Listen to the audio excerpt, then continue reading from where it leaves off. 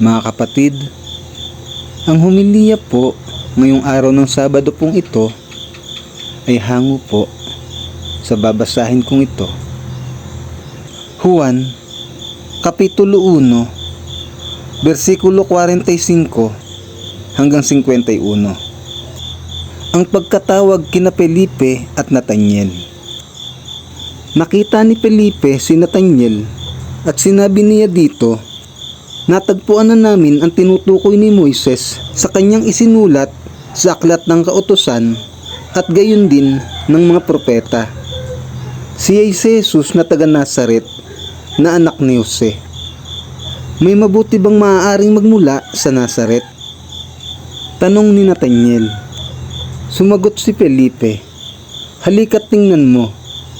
Nang malapit na si Nathaniel ay sinabi ni Jesus, masdan ninyo ang isang tunay na Israelita. Wala siyang anumang pagkukunwari. Tinanong siya ni Nathaniel, paano ninyo ako nakilala? Sumagot si Jesus, bago ka patawagin ni Felipe, nakita na kita nang ikaw ay nasa ilalim ng puno ng igos. Sumagot si Nathaniel, Guro, kayo nga po ang anak ng Diyos.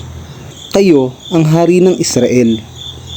Sinabi ni Jesus, sumampalataya ka ba dahil sa sinabi ko sa iyong nakita kita sa ilalim ng puno ng igos? Higit pa riyan ang masasaksihan mo. At sinabi niya sa kanya, pakatandaan mo, makikita ninyong bukas ang langit at ang mga anghel ng Diyos ay manhikmanaog sa kinaroroonan ng anak ng tao. Ang mabuting balita ng Panginoon. Pinupuri ka namin, Panginoong Hesukristo.